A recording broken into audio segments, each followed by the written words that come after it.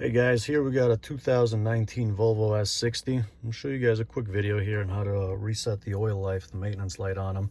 So this is pretty much going to be the same for all your Volvos from 2015, I believe, 2016, all the way up to like 2023. So if you got like the starting system like this one with the knob in the middle, you got the screen in the front, pretty much going to be the same then.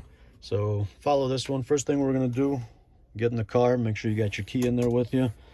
We're gonna hit this knob in the middle here, click it once to the right, and then after that what we want to do is on the cruise control on the bottom we got this minus sign on there. You want to hold that and at the same time hold the brake pedal because we're going to start it, and then take this knob and twist it to the right to start it, and you'll see the vehicle started up. And now we're going to wait until we see an iMessage flashing on the dash. As soon as that flashes, we want to let go of both the cruise control button and the brake pedal. And there you see, maintenance reminder reset.